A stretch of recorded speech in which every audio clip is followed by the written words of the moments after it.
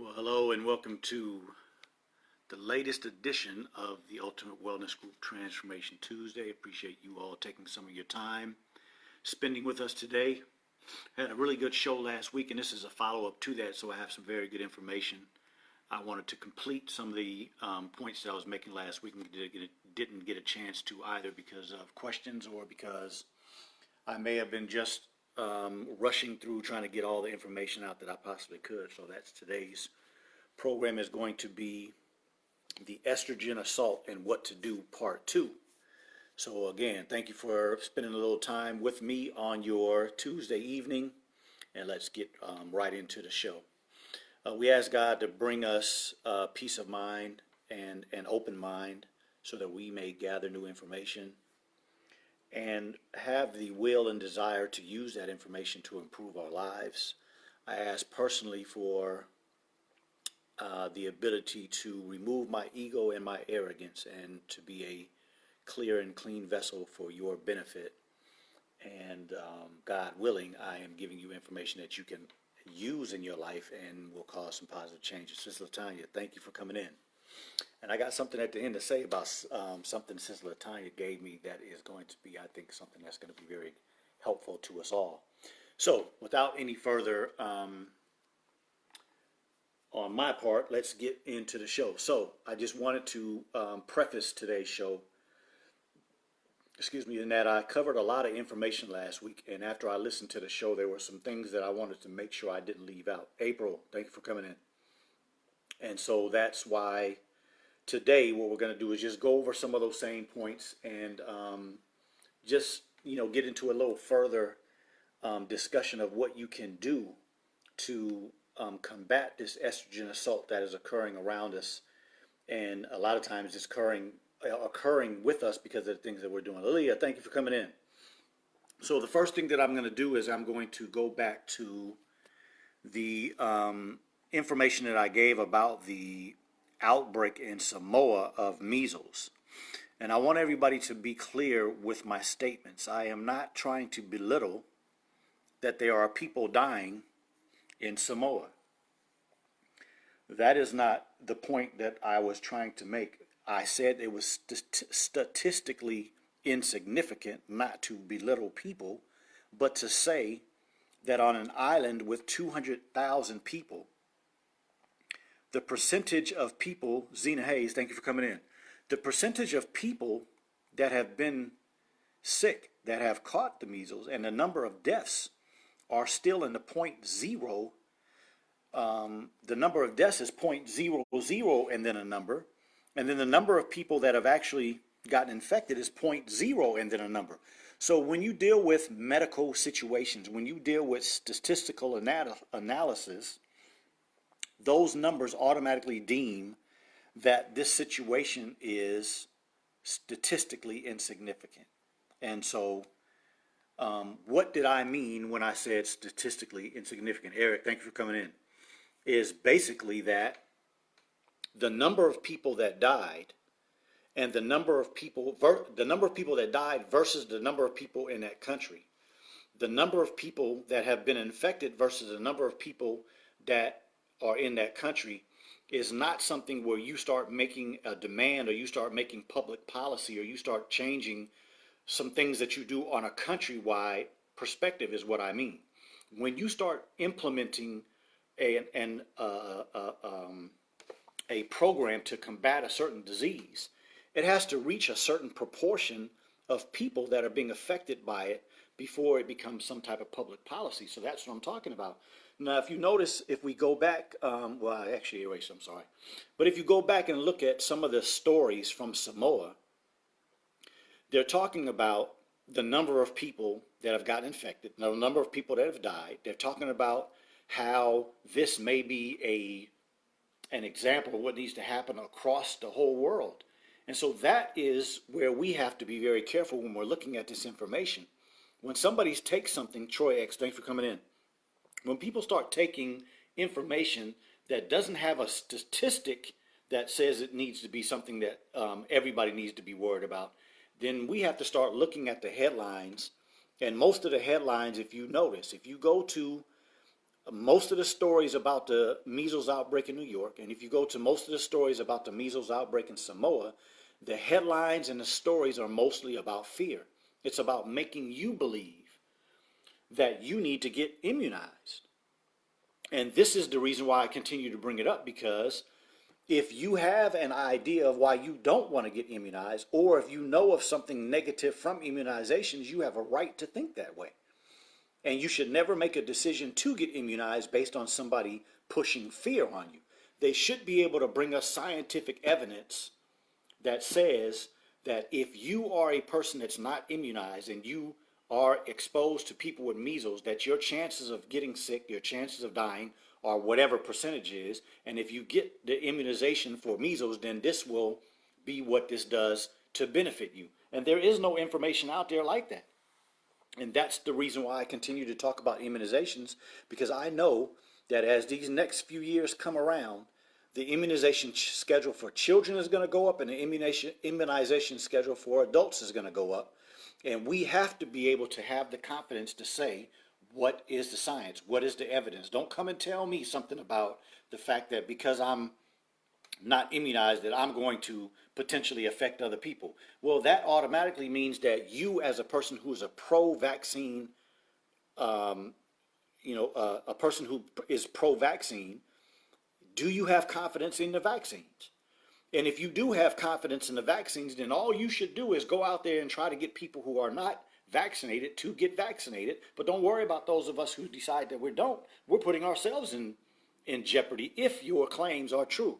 But that's the reason why some of these people get so angry, and that's why the medical community in whole is going at this immunization thing so strong and so hard, because they know there's no truth, no science backing their claims, so they have to do it based on fear. And so this is just another example, and I'm giving these examples of why we have to base what we do based on information and not fear. Lawrence, thank you for coming in. So with all that said, let's move on back into our estrogen assault. Just want to do a quick review for anybody that may not have been here last week or didn't see this part. But we're looking at the endocrine organs of the body. I'm going to go through them real quick. And again, as I said last week, that all of these organs that I'm about to point out are fatty organs, meaning that a large percentage of the structure of this organ is fat. There's the thyroid, and of course there are 4 little organs behind there called the parathyroid glands, which are highly associated with how we keep our bones strong. You have the thymus, which, as I mentioned last week, goes away as we age.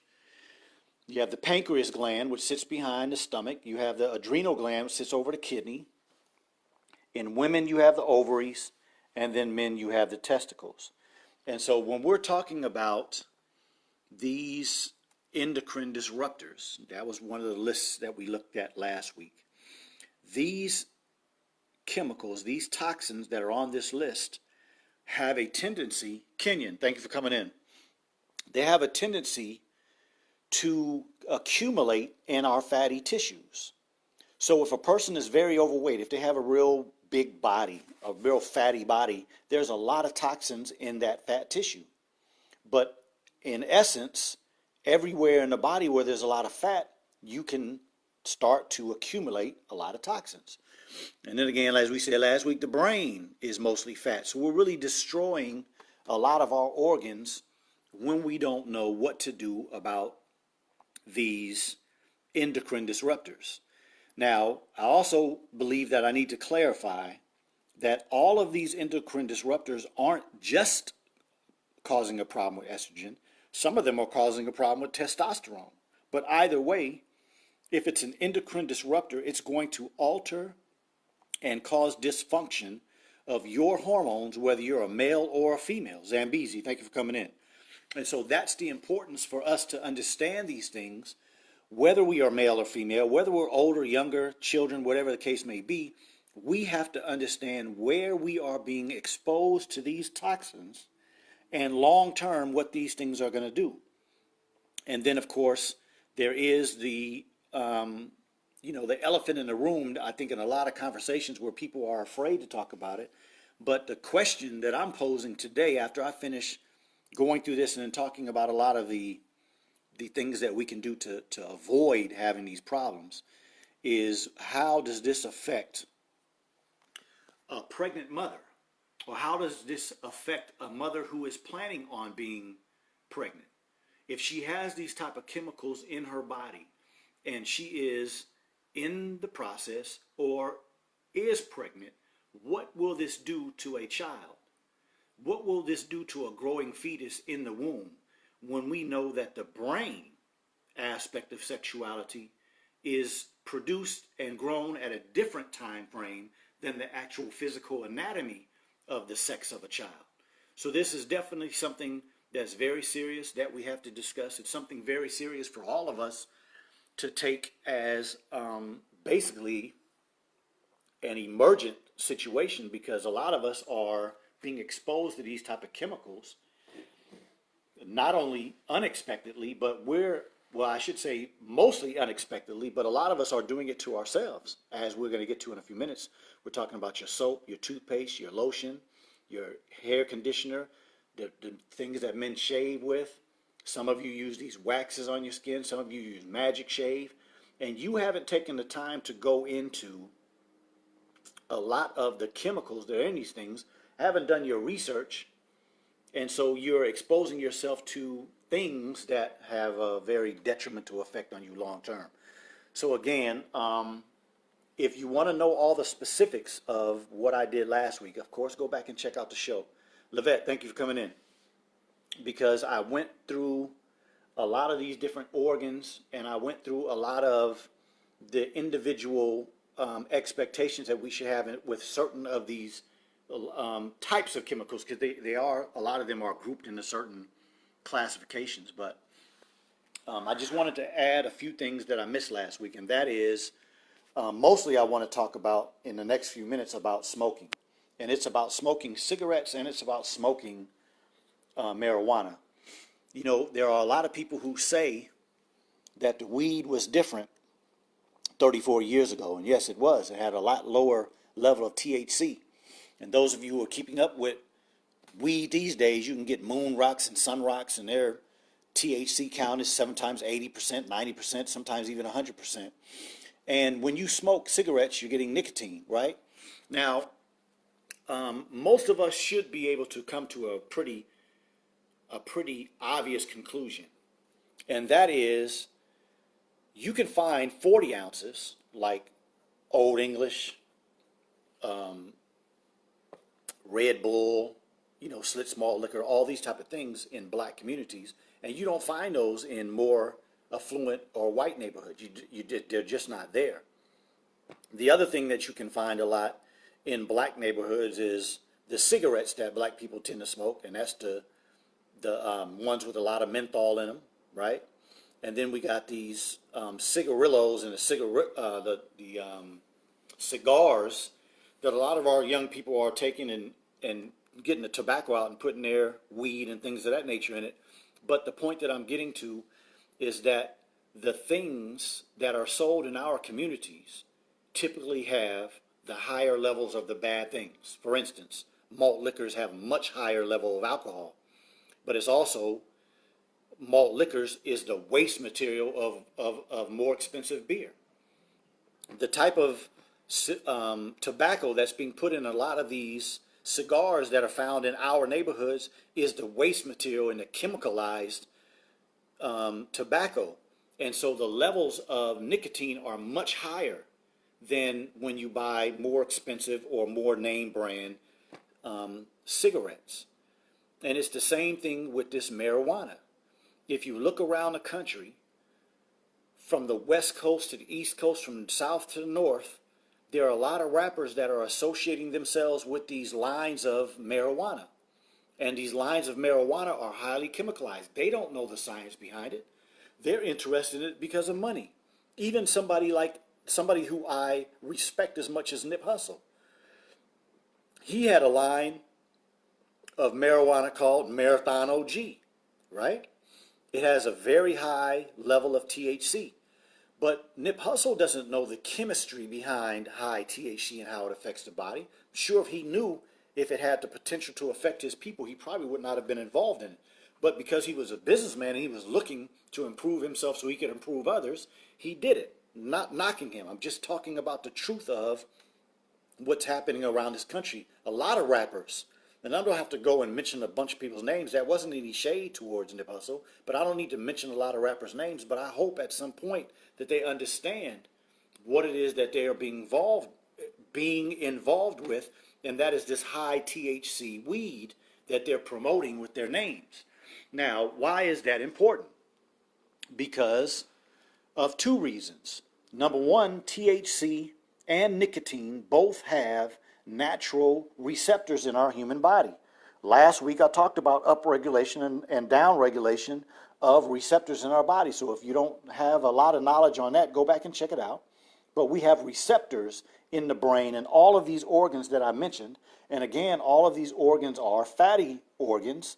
So when you smoke stuff with high nicotine in it, when you smoke stuff with high THC in it, it is more attractive, and I shouldn't say more attractive, but it's because there's so much and because it's such at higher levels, it's going to be more effective on the brain, more effective on these different hormone organs that we have. It's very well known that smoking either weed or nicotine cigarettes and tobacco will cause problems with your thyroid. It's a very well-known thing, probably not to the public, but to those of us in the medical field, we know that. Nicotine and THC is associated with causing problems with the pancreas. There's a higher incidence and there's a higher association between smokers and diabetes. There's a higher association between smokers and problems with adrenal issues, too much cortisol, or whatever the different words that they use, like adrenal fatigue, all these other code words. A lot of that is increased by smoking, nicotine and THC. And then when we're talking about the reproductive organs, there's no question that the research over the years is saying that smoking will increase infertility and increase hormone inactivity or dysfunction. So, number one, we have to understand that a lot of this type of information isn't mainstream because there are forces that are promoting these things. Joseph, thank you for coming in. So if we all, as black people or whoever is listening today, whatever your race, ethnicity, that doesn't matter, but do your own research. Go into a black neighborhood and look at the different things that are sold to poor black neighborhoods or just poor neighborhoods in general, and then go to more affluent neighborhoods and look at what's sold in those convenience stores. There's a major difference, and you have to start asking yourself why. So when people like myself are making public statements like there's certain things that are happening in the black and brown and poor communities that's not happening in the more affluent, especially white neighborhoods, that's not conspiracy theory. Don't try to throw this off on conspiracy theory. These things that I'm talking about are being proven and are proven. It's not a conspiracy if you can prove what you're saying. So I just wanted to make that point because our endocrine system is ultimately responsible for our well-being. As I said last week, this is the overall, the thyroid is the organ that is pretty much kind of overseeing the whole body's metabolism. But as we know, the brain is the one that's totally in control. But all of these organs have something to do with doing what? Telling the body what to do. The brain and the GI system is highly tied together. They're very, very connected. So when the brain is doing something, the GI system is involved. And when the GI system is doing something, usually there's something involved. Now, what kind of examples do we have about that? Well, for those of you who will be eating very huge dinners tomorrow with a lot of turkey and whatever else you're eating it, when you start falling asleep after you get full, that's a sign that the brain and the GI system is tied, right? And there's also a lot of information that is saying that the GI system is highly tied into depression and anxiety. It's a different subject for a different show at a different time, which I'm going to go into detail. But I just wanted to read something real quick, as most of you know. the book that changed my life and has made me such a much greater physician is this book, How to Eat to Live. And I just wanted to read something out of book 1, page 57. The earth is full of food, but good health cannot enter our bodies until we have the proper food in the body and proper food for thought. If we do not have proper food for our way of thinking, we still cannot enjoy peace, good health, joy, and gladness of heart. We can eat the best food. We can take fast for 9 days or for 20 or 30 days if we want to. And we will still suffer if we do not feed the brain with the right food. These two bodies, the brain and digestive tract, have much in common with one another. Whatever hurts one, hurts the other. We must treat both well. Now, why did I mention that at this stage of the program? Because I want everybody to know today, as I did last week, that I'd never want to give you bad news and leave you in the lurch without the ability to do something about these endocrine disruptors, right? This list of things, some people may not even be able to pronounce. But you have to be made secure and that your body has the ability to get all of this out of it. That's the key. The key is to know and to make the type of activity that decreases how many of these you're putting in your body. Because you can't do what you're being exposed to outside of your control. But what is in your control is the use of your brain when it's time to go to the grocery store. So these foods that we're looking at here are fruits. One of the things that you have to do in order to keep yourself healthy in an environment that is high in all the chemicals that we just finished talking about. Why? Because all fruits have what we call phytonutrients in them. Don't listen to people that say negative things like chemicals. No, these are phytonutrients. These are God-given nutrients in a plant that humans are still learning more and more about every day. But the key is that they go into the body and start fixing things. They decrease you from aging. They help your body fight the different things that we're talking about today. So it's very, very important that you eat fruit. And your fruit should always be raw. That's the only class of food that you should always eat raw. That is fruit. All right? Very, very, very key to combating this estrogen assault that we're under. Secondly, it's very good for you to eat vegetables. The key to a vegetable is that there has to be some heat added to it. Heat, Alan Bowden, thank you for coming in. Heat is what releases the nutrients in vegetables. Vegetables and fruits are different. As I just finished saying, fruits you should eat raw, vegetables you should do some heating to. Now, it may be somewhat of an argument with what type of foods are fruits and which vegetables. Again, that's another show, that's a different discussion, and I will agree that some things that people call fruits may be vegetables and some things that we call vegetables may be fruits. But again, for today's sake, let's just try to work on doing better than we are doing. Now, the one thing that I want to point out is that leafy green vegetables are not good for you. So don't get caught up in these people trying to tell you about eating kale and greens and a whole lot of spinach and all that kind of stuff. That's not very good information. But vegetables, they help rebuild the body. So when we're eating the type of foods, when we're smoking, we're drinking, we're being exposed to toxins, we're not exercising enough, we're not getting enough rest, we're not drinking enough water, you cause damage to the body. Vegetables help rebuild those tissues, whereas the fruits will help in the aspect of giving you those phytonutrients that I was talking about to help go into the tissues and start repairing things. It's kind of like, you know, if a construction worker comes into your house and he has to do some work in your house and he has his tool belt on and he has, you know, stuff in his hand that he's going to go use to fix. That's what a fruit is. The vegetables would be like a truck pulling up to your house and it's got a whole thing of sheetrock or a bunch of 2x4s or other wood, that you're going to use as the foundation of whatever it is that you're building. Very important. I mentioned last week navy beans. I mentioned the milk.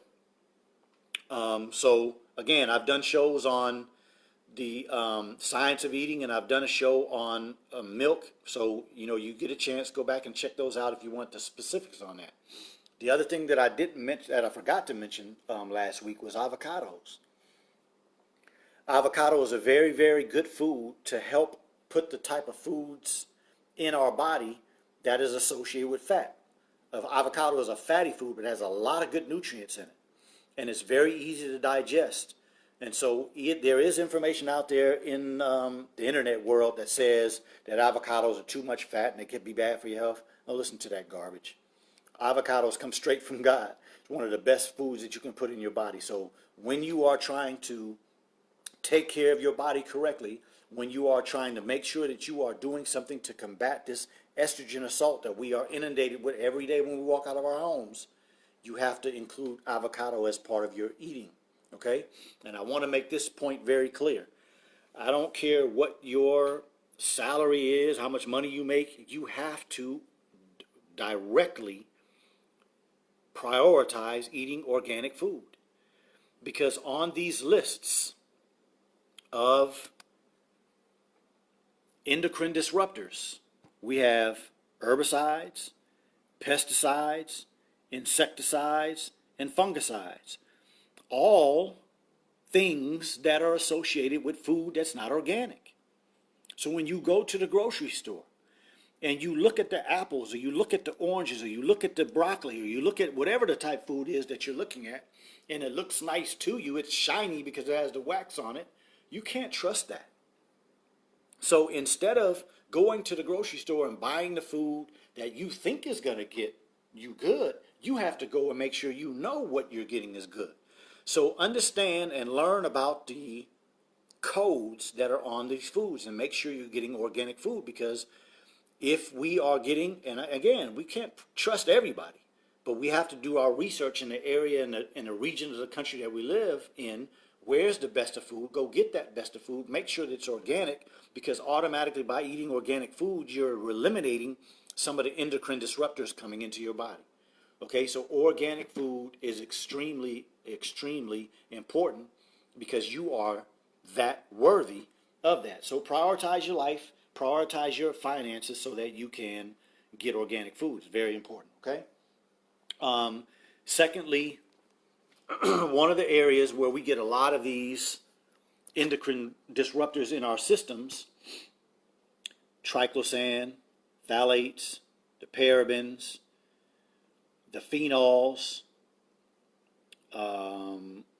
bisphenol A lot of these things are coming in the stuff that you put on your skin every day. So, you take a shower and you are lathering yourself down with this, liquid soap or a bar soap or whatever that you use, and you haven't looked in the ingredients to see what of these may be in there. And then you wash your hair with shampoo that's got some more of this, and then you put a conditioner on your hair that's got some more of these things, and then you get out the shower and you put on lotion that's got some more of these things, and you brush your teeth, it's got the fluoride in it. So, by the time you finish leaving your bedroom or your bathroom, you have already inundated yourself with so many of these endocrine disruptors. And that's before you even make it to the kitchen and start eating breakfast or driving to work, and you stop at a coffee place, and then you stop at a donut place, or you stop at some other place that's serving food. And, what kind of oils are they using? Are they using non-stick pans? Are they using spray to put inside the pan when they're cooking whatever food you're eating? Is whatever you're eating, does it have meat in it? Are there hormones in the meat because they were putting hormones in the cow? So you see, I'm saying this because that is how you have to evaluate your life. And if you're not evaluating your life like I am discussing, then the potential of you having endocrine disruptors in your body and they wreaking havoc on you and your health is so possible just based on what I just said. We haven't even talked about some of the other things, right? But again, we're talking solutions today, so let's get to some solutions, okay? One of the things that I think is very important is for us to discuss Just an analogy, right? Let's all think about driving down the highway and you're on a road that was just paved, whether they do asphalt or concrete. The road is smooth. You can sometimes let go of the steering wheel and the car stays straight if your car is aligned right, right? Your car stays straight for a while. You don't have to worry about anything. You don't have to pay attention as much. You, of course, have to pay attention, but not as much as if you were driving on a road like this, right? You hit one of those bumps, your car might turn immediately to the right. Now you up in the bushes or in the trees. So what's the point that I'm getting to? The point that I'm getting to is that all of us have the potential to heal our body this way, to make it smooth, to make everything work correctly. Nothing in your body is deviating from its normal ability. But it's only when you do the right things, only when you give your body the ability to heal itself. So for children, as parents, we have to know how to feed our children. We have to know what to tell our children to put on their skin. We have to know what to tell our children to do in certain situations where they have options so that they're not making options being marketed to, which means that we have to know how to get over the marketing tricks, right? But when you're living a life where you're not paying attention to anything and you're just going with whatever's cheap, when you go to the store, you shop based on coupons or whatever's on sale, and you go for whatever the package says, and you stop at fast food restaurants and eat on a regular basis, and you go to restaurants thinking that they're healthy, your life is going to be like that road. You're going to have a lot of problems.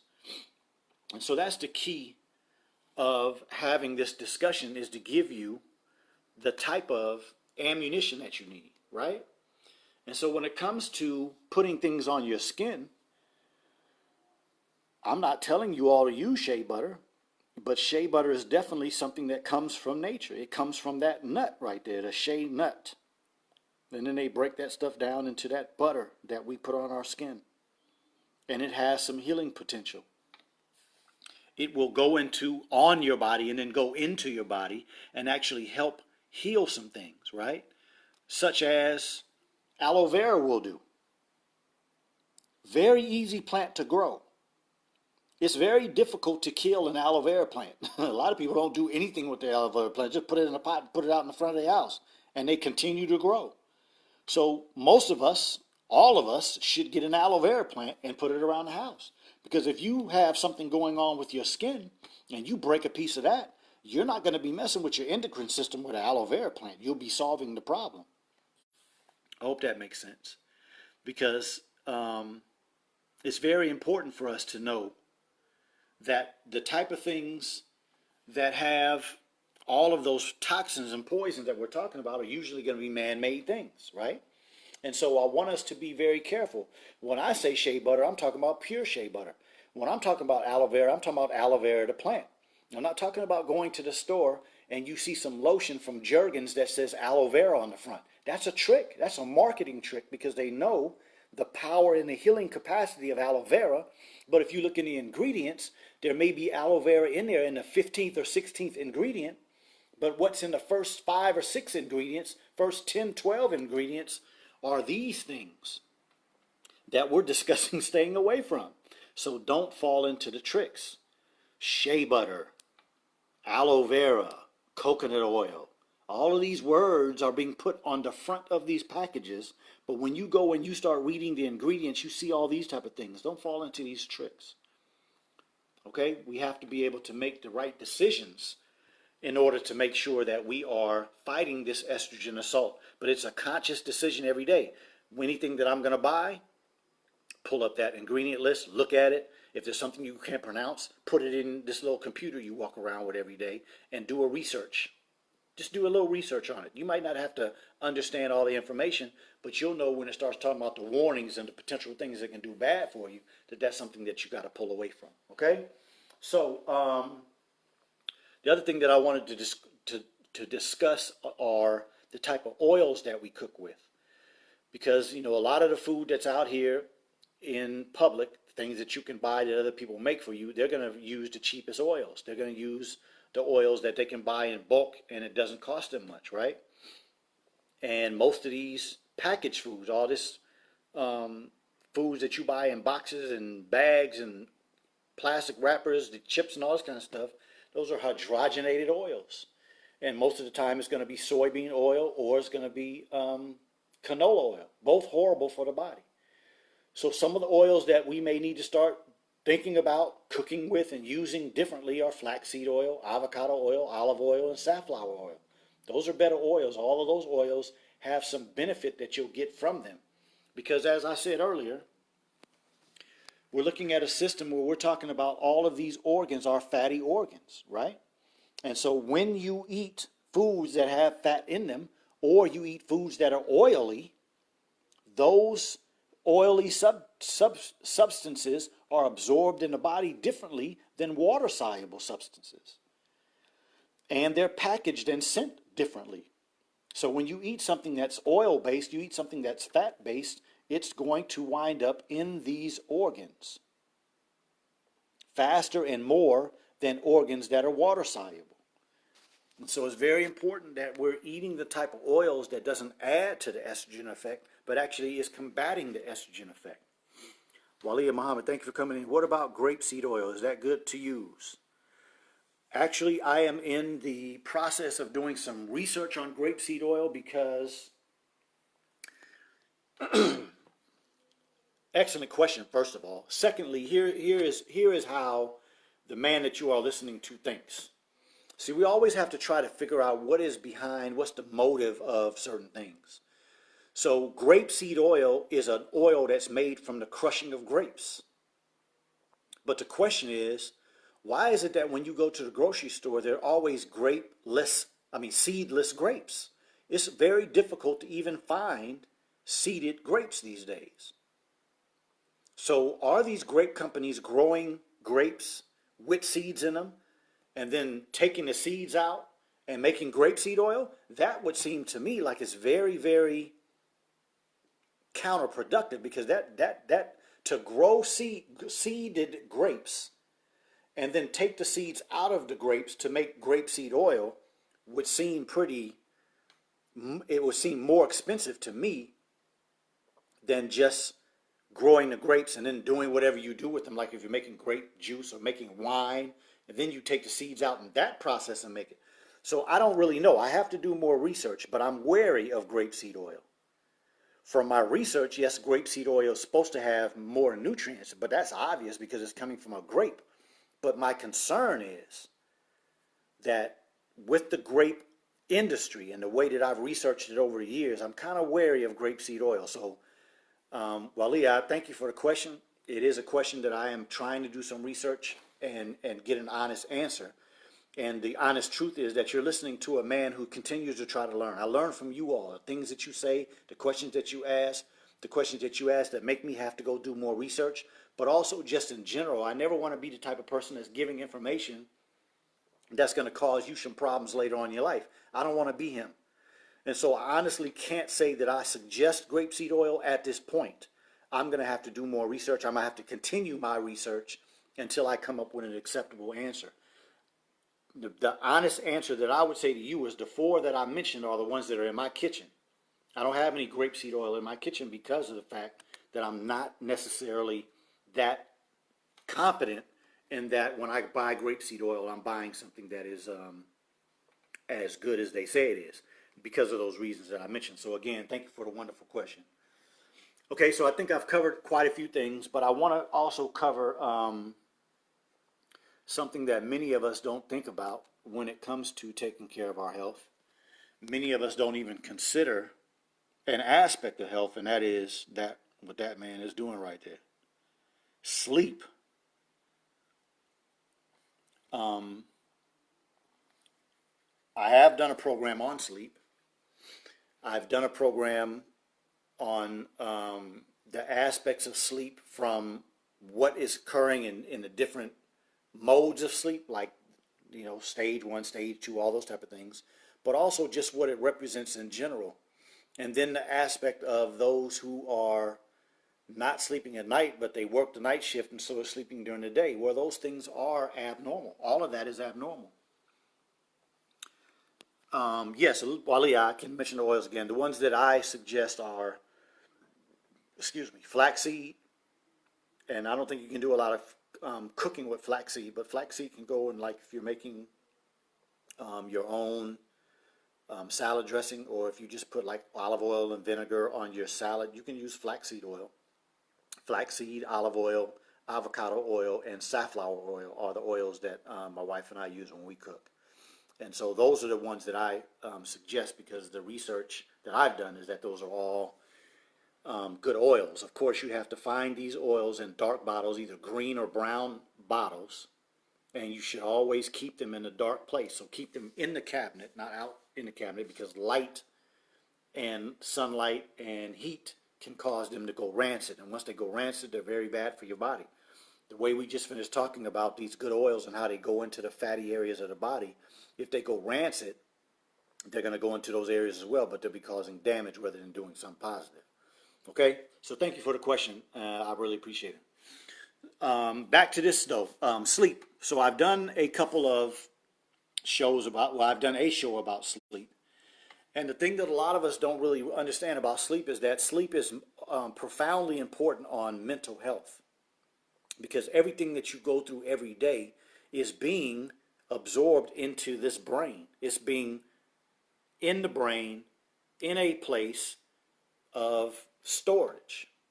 So if we're driving down the street, and this time of year where there's all this traffic, people shopping, all this kind of stuff, and you're driving, you see all these different cars, you may look and you see somebody, never seen them before, don't know them. You're not going to have that in the forefront of your mind. But if you drive a little further down the street, you see somebody, hey, I ain't seen you in 10 years. You guys say hello to the other. That potentially could be in the forefront of your mind because that's somebody you know. That's pertinent information.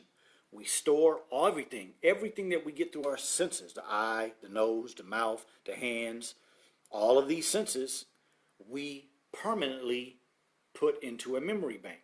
But the things that are insignificant and the things that are significant are differentiated while we are asleep. The body heals itself, the brain heals itself while we are asleep. So these foods that we're talking about eating, it's the nighttime while you are asleep that these foods get to work, if you are eating correctly and if you're eating at the right time so that the food is being digested and going into your system before you go to sleep at night. So it's very important for us to get sleep for multiple reasons. Healing, putting the things in the right place in the mind, reorganizing, getting things in an astute and a very high level of functioning, that takes sleep. Most of us have been in situations where we have not had enough sleep, and you can't function correctly, can't think, can't operate, you're clumsy, whatever the case may be.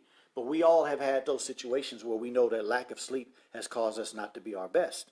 So it's definitely something that we need to consider, because fighting this estrogen assault is going to take energy. And the body needs to take its energy from the food, do its work at night so that you can have the type of energy that you need to operate during your day. Maria Muhammad, thank you for coming in. Well, Leah says, thank you for answering my question. Thank you for asking a great question. Zena Hayes says, the more sleep I get, the more creative I am. Power naps, yes. Jay Delay, thank you for coming in. Peace, my bro.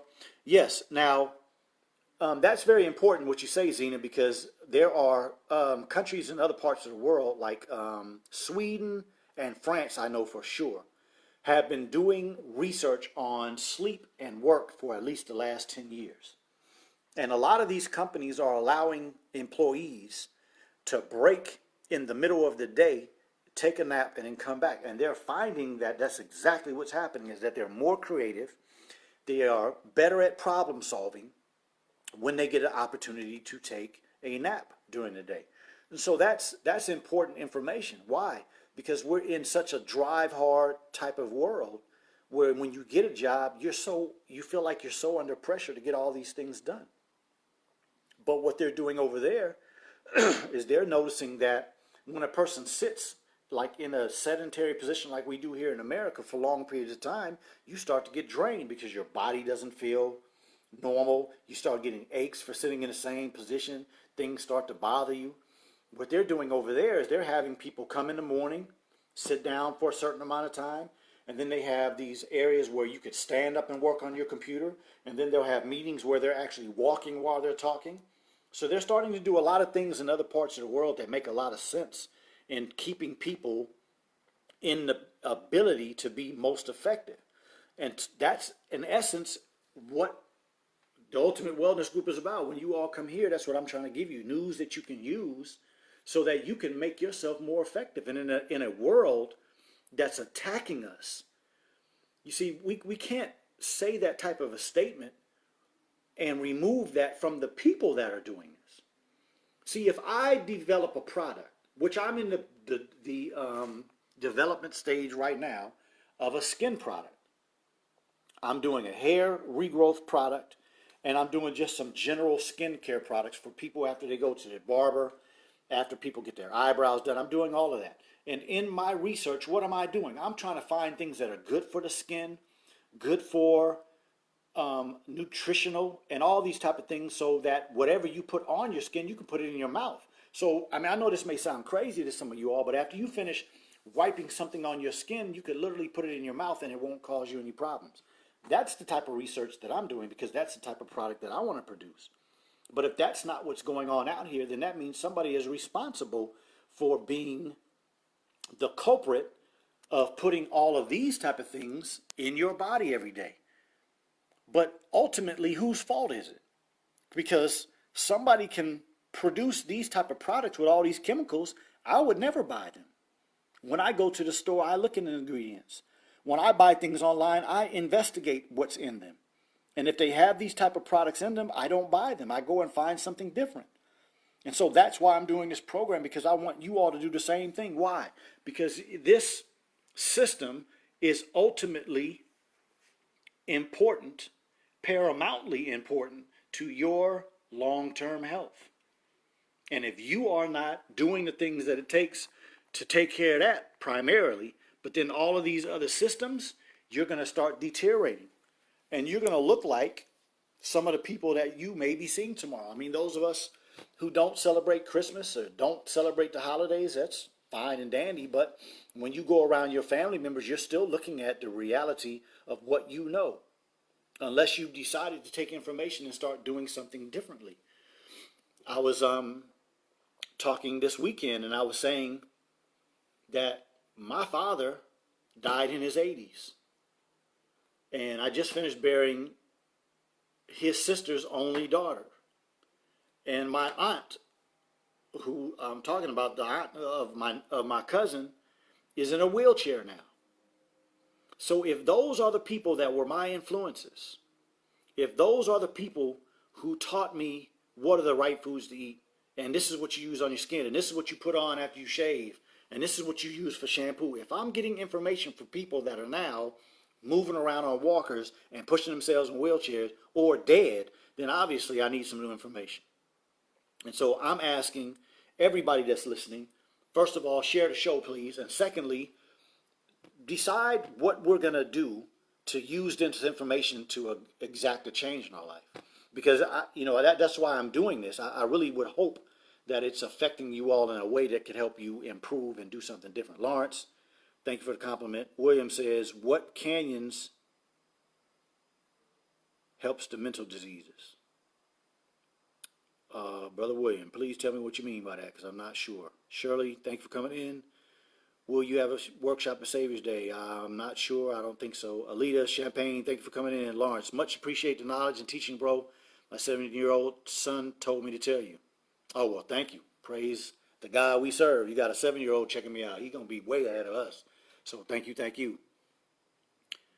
Lead Champagne, can you show that list again? Yes, but you can get this list yourself. Just do a search on list of endocrine disruptors, and there's a lot of things that come up. And as well as anybody did not see the show last week, please check out the show last week, because there was this document that I asked for you all to download, and I think it's going to be important, because that is a document that you can take with you to the store, and you can look when you go into the certain areas, like if you go to buy your deodorant.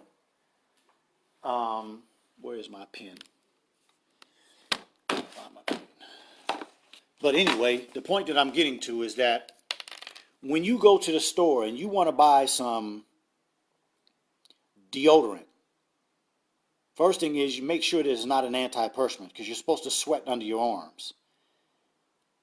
But you never want to use anything under your arms that has triclosan in it. Because why? It's an endocrine disruptor. And if you don't even know that, then you go buy deodorants or antiperspirants and you're putting poisons in your arm.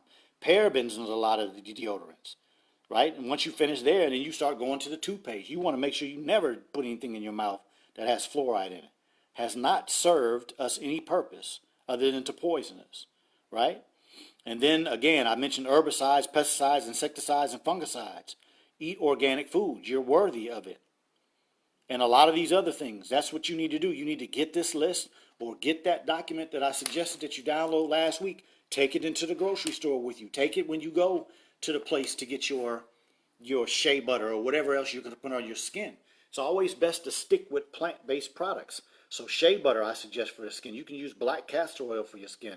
Aloe vera, like we mentioned earlier. Cocoa butter.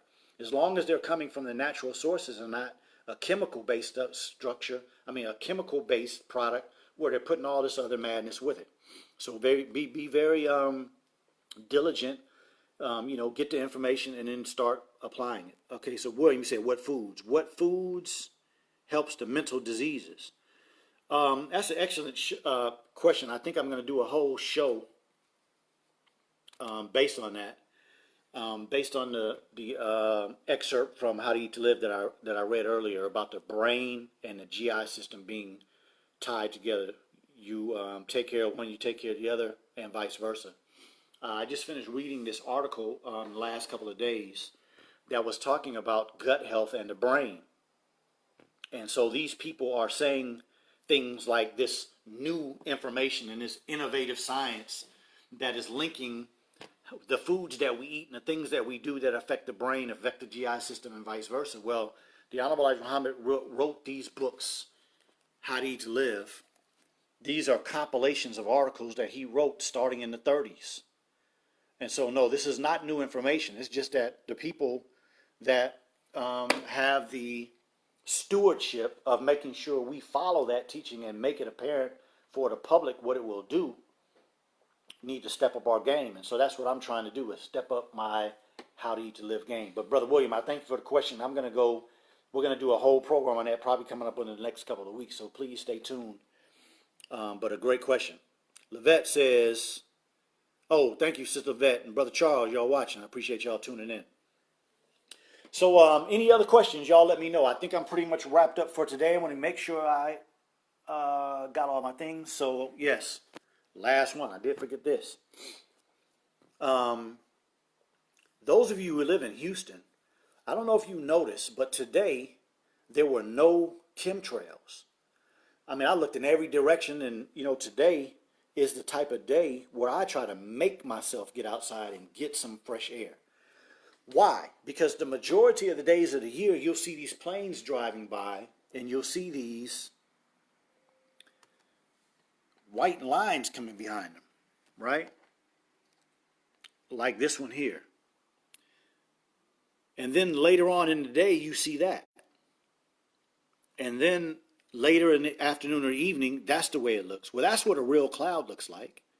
And that's what those chemtrails look like. And so whatever part of the country that you're in, oxygen is very important for the proper functioning of this human body. And the trees and the plants and the green things, they make oxygen for us to breathe. But oxygen is also moved around the world through the wind in the sky, right? And so I think it's important for us to add to our repertoire of what we are doing to keep our health well, is to make sure you get outside and do something outside on days where you see no chemtrails. Probably should do it every day. Your body has the ability to break down this chemtrail stuff too. If you're eating correctly, and if you're an adult, you're fasting, you can remove that stuff out. But the point that I'm getting to is that oxygen is very important for the brain, the lungs, the heart, the blood, all the aspects of the body that need to be improved are done with oxygen. So on days where there are no chemtrails and it's a nice day out, don't drive around with your air conditioning on. Roll your windows down.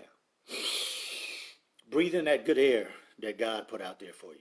And air conditioning does change the air. Still air, it's still coming from outside, but the coolness and all the stuff inside the car that makes the air so that it comes in and cools you down, it does change it.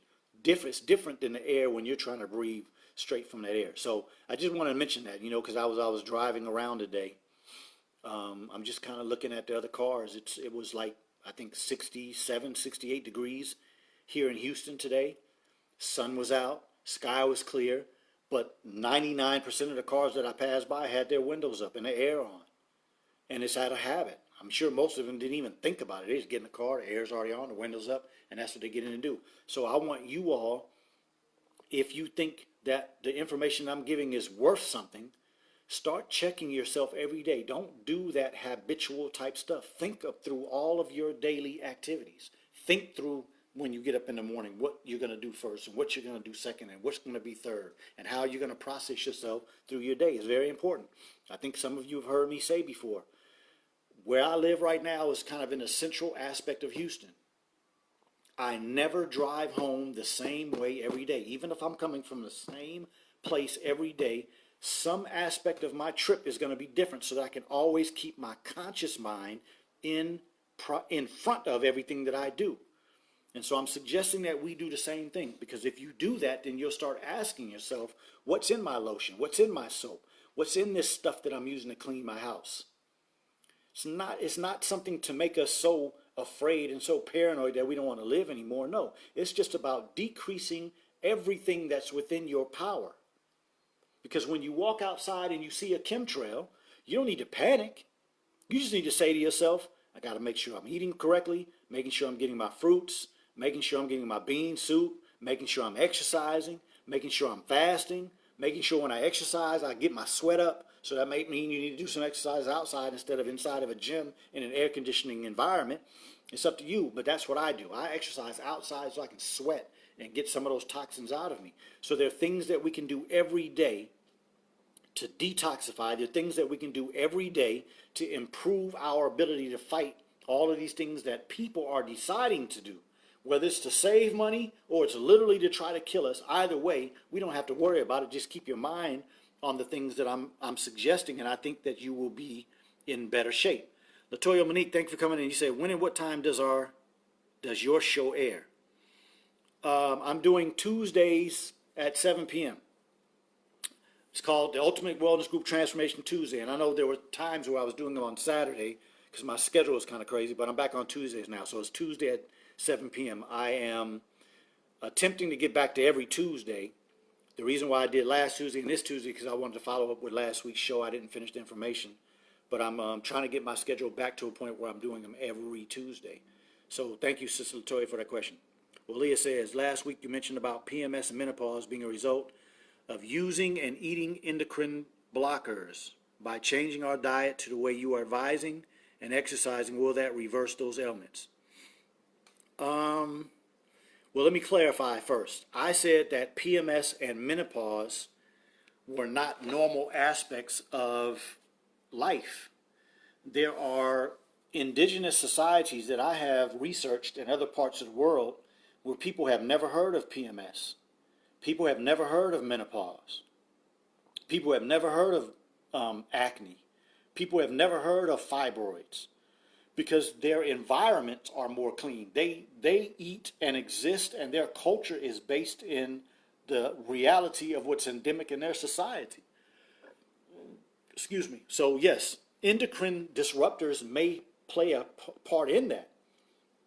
But the biggest cause of young people having acne, which is associated with PMS, and women having menopause is improper eating perspectives. Most of the time, the food that they're eating. Because see, the things that we're talking about today, I want to put this into context because your question is a very, very, very good question. See, these chemicals, you may not get a whole lot when you put that deodorant under your arm. You may not get a lot when you brush your teeth. But the question becomes, if you're 50, if you're 30, how many times have you rubbed that under your arm? How many times have you brushed your teeth with fluoride? How many times have you taken a shower with soap that has these poisons in it and then put the lotion on? How many years have you done that every day? And then you're eating foods that have some of these stuff in it. And then you're eating foods that are from animals that have been pumped with these steroids. And you're eating foods that somebody else prepares and you have no idea what you're putting in your body. See, these are the things that can lead to a 12, 13, 14, 15, 17, 20-year-old to have so much acne they're embarrassed to come out of their homes. I had a lot of acne when I was young, and it wasn't because of what was happening in my house. It was what I was doing outside of my house, eating junk food and sneaking to get candy and all that kind of stuff. But once I got my dietary things in habit, that all went away. I have proven it this since I've been a physician in many young people, just taking certain foods away from them and either giving them alternatives or just keeping them away from junk food for a certain period of time, and their acne is gone. So PMS and menopause are both aspects of the hormonal system that is going array, and the hormonal aspect on the uterus of a woman is being affected in a negative way, and that's what's causing all those cramps. So yes, changing our diet, exercising will reverse everything that we're seeing that's wrong. Because as I said before, I mean, again, excellent question, Walia, excellent question. That's the way we want our life to be. And a lot of times, this is the reality of our life. But the good thoughts are that I can have life that's smooth.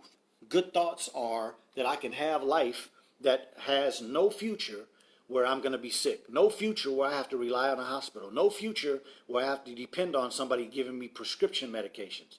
That is something that we have to get here first, and then we start walking into the activities that will produce that reality. And yes, we are meant as people to be non-meat eaters. And so most of the time when people have a lot of acne, they have PMS problems, menopause problems, they're meat eaters. But the other side of that coin is that most people that consider themselves vegetarians don't know what they're doing, have no clue. Most people that are vegans have no idea how to be a vegan. Not from a healthy perspective. Now, you all have heard me say that I don't think vegan is the best, because long term, you're going to run into some things. But the point that I'm getting to is that it takes time, it takes understanding, it takes research, and it takes knowledge in order to be able to do these things correctly.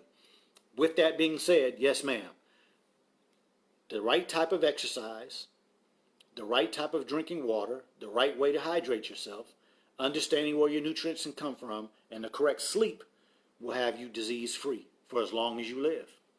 And we're not talking 80, 90 years. I don't consider that a long life. Some of you have heard me say this before. I had a grandmother that lived to 110.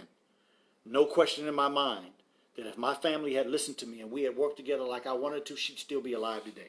She could have lived to 150 easy, no question. And I don't mean in a bed. I'm talking about getting up every morning and doing everything for herself like she was doing until she was 104. My grandmother started deteriorating at 104 because my family didn't listen to me when I told them that we needed to get her off of that damn Meals on Wheels. And I don't know if you all have been paying attention, but now they're starting to do Meals on Wheels around this country in a lot of cities for young children, for people that can't afford to feed their children. They're doing Meals on Wheels for children. That's murder, y'all. Murder is coming. There's nothing positive in these free food programs that these people have.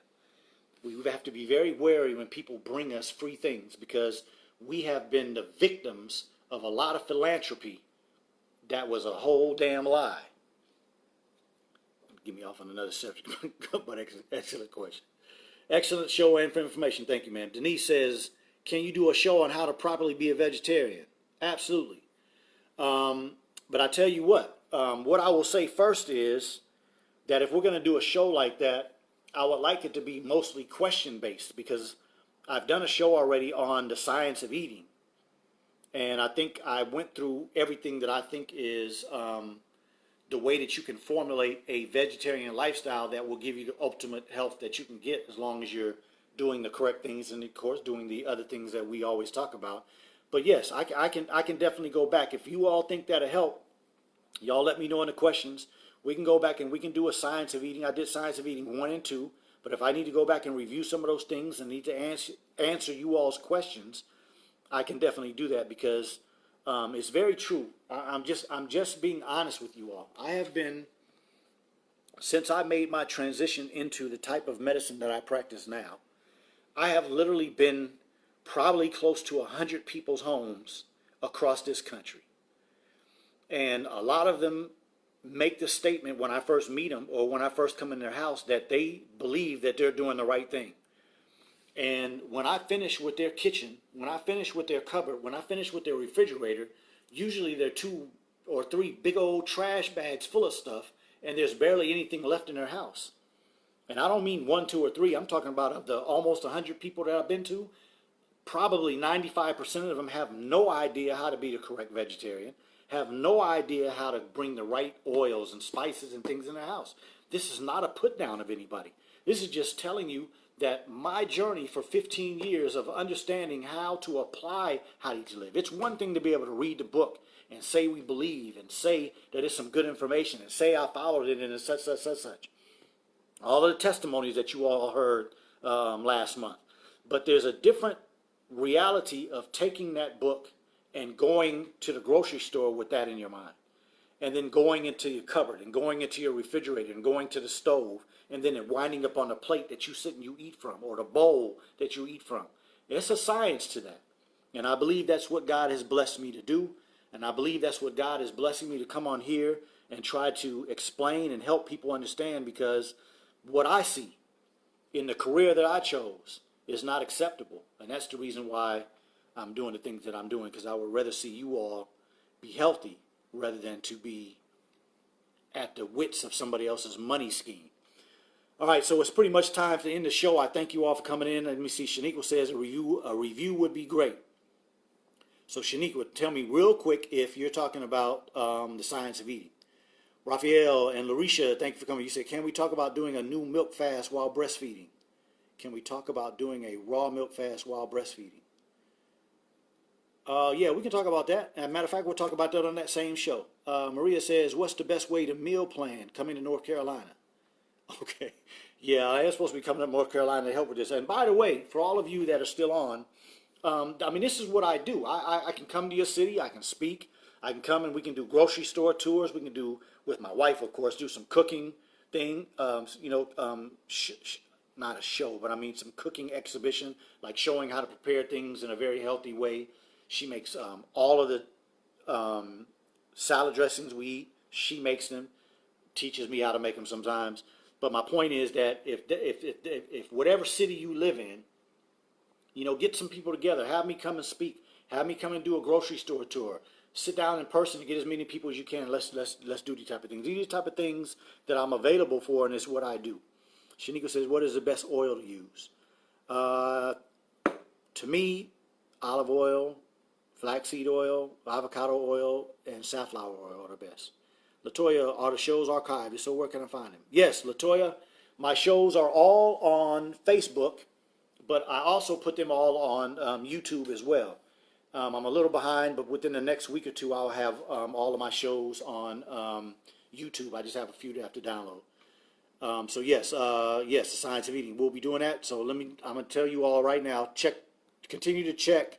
I'm either going to do it next Tuesday or Tuesday after that. It'll be the Science of Eating, and make sure you all come with some questions for you. Shaniqua, can you come to Dallas? Absolutely. Get in touch with me and let's make it happen. Jay, thank you, bro. And we need to talk about getting my stuff too, man. We got to get my professionalism up, all right? Wally, I would love for you to come to San Diego. I would love to come to San Diego. I'm from Riverside, so yeah, come on, bring me back home. Troy X, Savior's Day Workshop. I don't think I'm doing one this year, but if y'all want to do something that's outside of the, we can post up in some hotel or something and do something about how to eat to live. Come to Mexico. How can we reach you? You got the number, bro. Just, reach out to me. We can make it happen. Please do a meatless show, vegetarian. Yes, that's coming. So thank you all. I appreciate you for coming in. You all really inspired me to continue to do well. But again, the people have spoken. So we're going to do How to Be a Vegetarian, Science of Eating Part 3. Coming up within the next 2 weeks. You all will see the commercial when it comes out. But again, thank you all for coming in. I pray that you got some news that you can use. As you all can see by today's show, it takes work to have good health. So I pray that all of you are working hard. You continue to work hard. And I pray that you all keep coming back. I need as many followers on YouTube as I possibly can so I can do these type of live shows on YouTube as well. So please, if you believe that this is good information, subscribe here, subscribe to my Instagram, The Ultimate Wellness Group, subscribe to my YouTube, which is The Ultimate Wellness Group. I don't want you to subscribe just to subscribe. I want you to subscribe if you believe that the information is worthy. And please tell a few people to come on in and start learning something about their health. So until next time, which will either be next Tuesday or the Tuesday after, we're coming back with a vegetarian, how to be a vegetarian, the science of eating, and answer all of you guys' questions. So thank you all for coming in. Akila, thank you. I appreciate it. All right, y'all have a wonderful week. Peace.